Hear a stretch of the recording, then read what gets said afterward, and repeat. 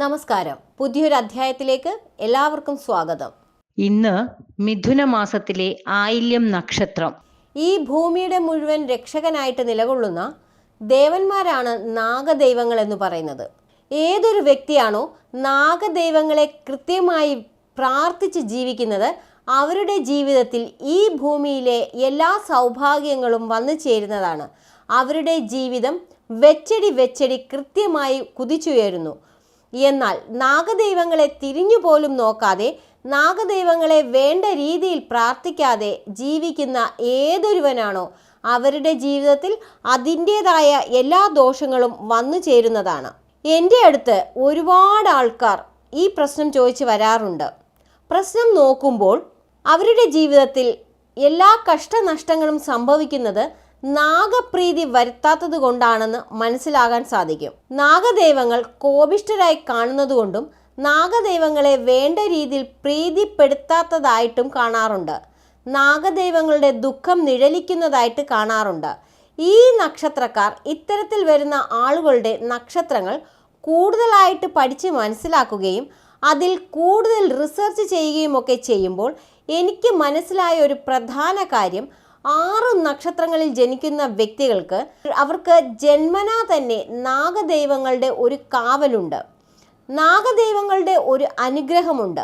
എന്നാൽ ഈ 6 നക്ഷത്രങ്ങളിൽ ജനിക്കുന്നവർ നാഗദൈവങ്ങളെ വേണ്ട രീതിയിൽ പ്രാർത്ഥിച്ചില്ല എന്നുണ്ടെങ്കിൽ, നാഗദൈവങ്ങളെ പ്രീതിപ്പെടുത്തി മുന്നോട്ട് പോയില്ല എന്നുണ്ടെങ്കിൽ അത് അവർക്ക് ഇരട്ടി ദോഷമായിട്ടും അവരുടെ ജീവിതത്തിൽ വന്നു ചേരാറുണ്ട്.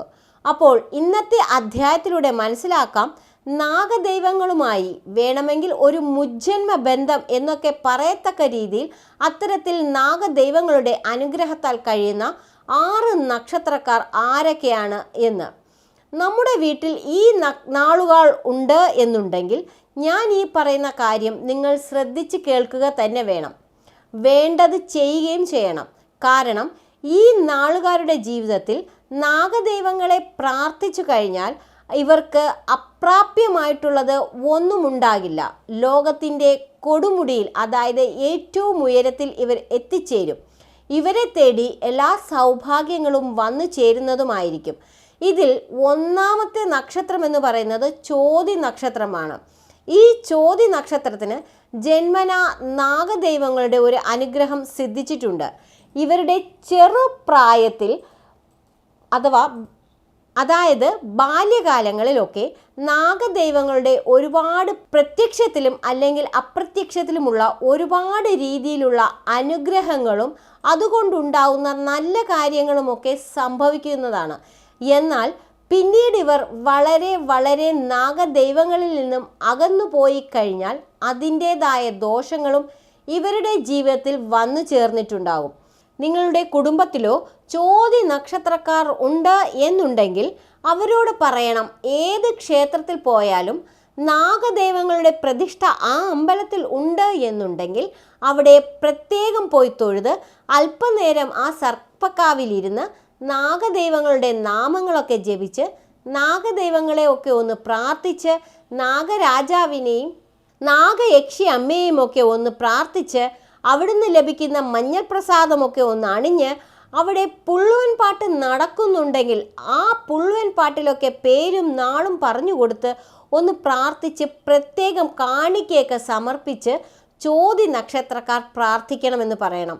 എന്തുകൊണ്ടെന്ന് ചോദിച്ചാൽ, ചോതി നക്ഷത്രക്കാരുടെ ജീവിതത്തിൽ നാഗദൈവങ്ങളുടെ അനുഗ്രഹത്താൽ, നാഗദൈവങ്ങളുടെ കൃപയാൽ എല്ലാ സൗഭാഗ്യവും വന്നു ചേരും.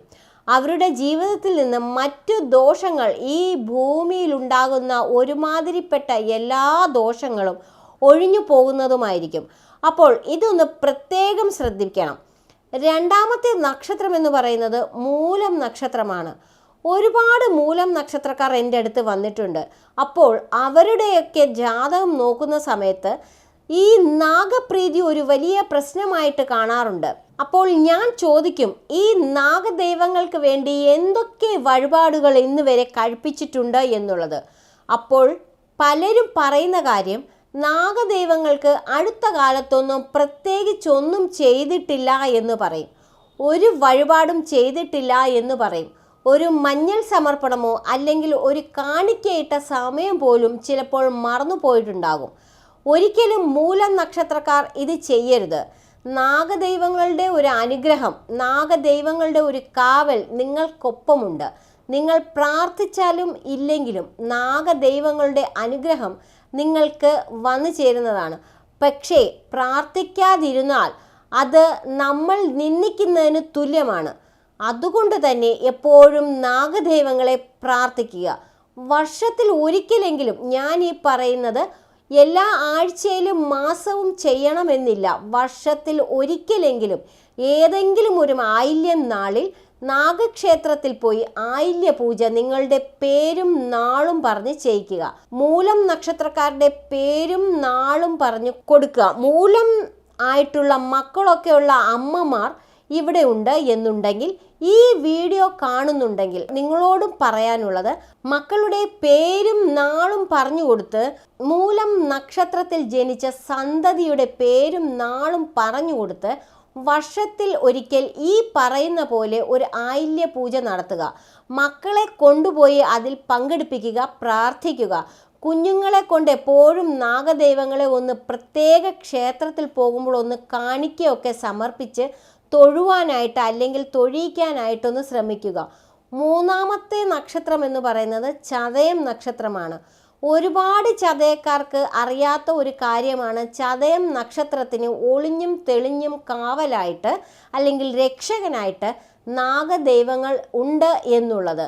നിങ്ങളുടെ ജീവിതത്തിലെ പല കാര്യങ്ങളിലും പല നേട്ടങ്ങളും, നിങ്ങൾ സ്വപ്നം കണ്ടിരുന്ന പല കാര്യങ്ങളും നിങ്ങൾക്ക് നേടിത്തന്നിട്ടുള്ളത് ഈ നാഗദൈവങ്ങൾക്ക് ഭൂമിയിലുള്ള ആ ഒരു സാന്നിധ്യം സ്വാധീനമാണ് എന്നുള്ളതുകൊണ്ടാണ്.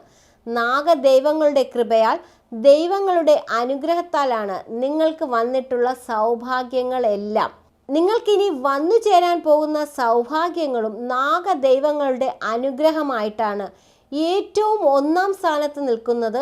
നിങ്ങൾ ഏത് ഈശ്വരനെ വേണമെങ്കിലും പ്രാർത്ഥിച്ചോളൂ. ശിവനെ പ്രാർത്ഥിച്ചോളൂ, കൃഷ്ണനെ പ്രാർത്ഥിച്ചോളൂ, മഹാവിഷ്ണുവിനെ പ്രാർത്ഥിച്ചോളൂ, ദേവീ ദേവന്മാരെ പ്രാർത്ഥിച്ചോളൂ, എല്ലാം ചെയ്തോളൂ. പക്ഷേ നാഗദൈവങ്ങളെ ആദ്യം വണങ്ങി പ്രത്യേകം പ്രാർത്ഥിക്കുക. നാഗദൈവങ്ങൾ നിങ്ങളോടൊപ്പമുണ്ട്.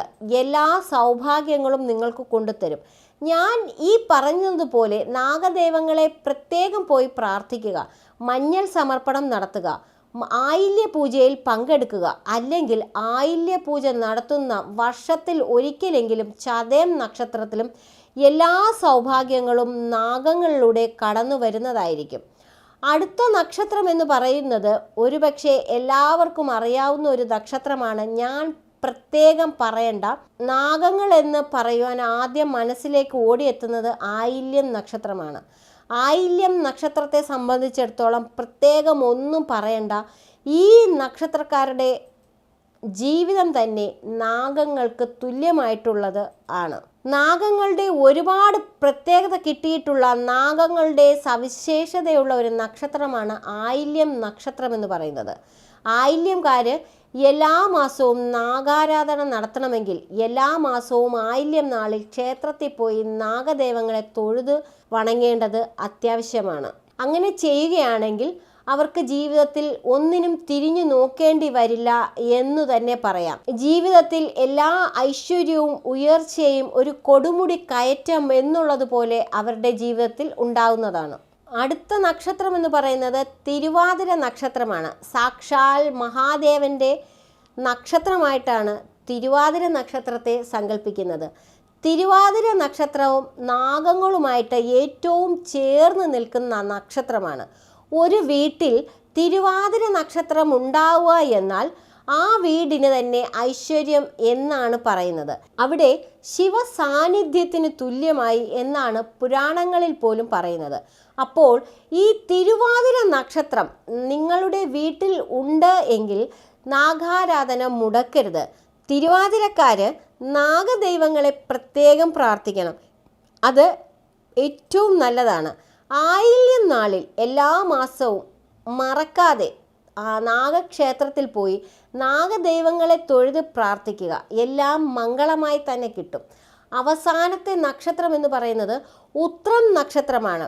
പല ഉത്രം നക്ഷത്രക്കാർക്കും ഇതറിയില്ല. ഉത്രക്കാരോട് പറയാനുള്ളത്, നിങ്ങളുടെ ജീവിതത്തിലും വലിയ വലിയ അത്ഭുതങ്ങൾ നടക്കും.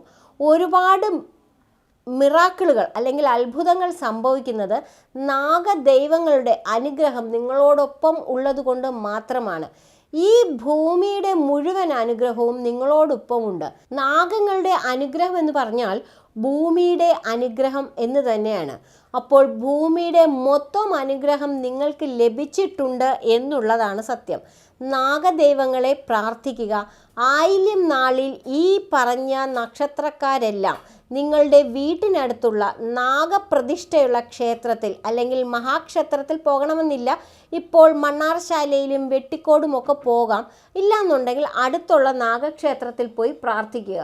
അടുത്തുള്ള ക്ഷേത്രത്തിൽ പോയി ആയില്യ പൂജ, നിങ്ങളുടെ പേരും നാളും പറഞ്ഞ് ആയില്യ പൂജ പറയുക. അല്ലെങ്കിൽ നാഗപ്രതിഷ്ഠയുള്ള അടുത്തുള്ള ക്ഷേത്രങ്ങളിൽ പോയി ഒരു കവർ മഞ്ഞൾപ്പൊടി അഭിഷേകത്തിനായി കൊടുക്കുക. മഞ്ഞൾ അഭിഷേകം നടത്തി വെറ്റിലപ്പാക്ക് സമർപ്പണം നടത്താൻ പറ്റുമാണെങ്കിൽ ഏറ്റവും നല്ലതാണ്. എല്ലാം മംഗളമായി വരുന്നതായിരിക്കും. അപ്പോൾ അവസാനത്തെ നക്ഷത്രം പറഞ്ഞത് ഉത്രമാണ്.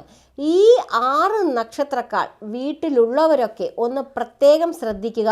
ഭഗവാന്റെ എല്ലാ അനുഗ്രഹവും ഉണ്ടാകട്ടെ. നാഗദൈവങ്ങൾ നിങ്ങളെ ഓരോരുത്തരെയും അനുഗ്രഹിക്കട്ടെ എന്ന് പ്രാർത്ഥിച്ചുകൊണ്ട് നിർത്തുന്നു. നന്ദി, നമസ്കാരം.